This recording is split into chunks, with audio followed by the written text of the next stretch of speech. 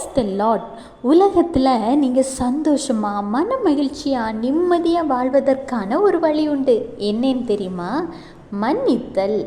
கர்த்தர் சொல்கிறார், எபேசியர் 4:32, ஒருவருக்கொருவர் தயவாயும் மன உருக்கமாயும் இருந்து கிறிஸ்துவுக்குள் தேவன் உங்களுக்கு மன்னித்தது போல நீங்களும் ஒருவருக்கொருவர் மன்னியுங்கள்.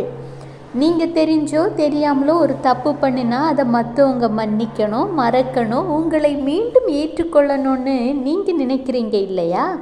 அதுபோல் பிறர் தெரிந்தோ தெரியாமலோ தவறுகளை செய்திருந்தால் கூட அதை மன்னித்து ஏற்றுக்கொள்கிற மனப்பக்குவம் உங்களுக்கு வேண்டும். ஏனென்றால் ஆண்டவராகிய இயேசு கிறிஸ்து உங்களுடைய தப்பிதங்களை மன்னித்து உங்களை ஏற்றுக்கொண்ட ஒரே தேவன். நீங்கள் பிறரை எந்த அளவிற்கு மன்னித்து ஏற்றுக்கொள்கிறீர்களோ அதற்கான பலன் ஆண்டவராகிய இயேசு கிறிஸ்துவிடமிருந்து உங்களுக்கு கிடைக்கும். உங்கள் பாவங்கள் மன்னிக்கப்படும்.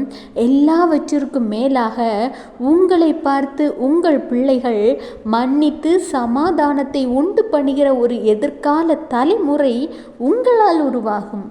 Have a blessed day. Jesus bless you.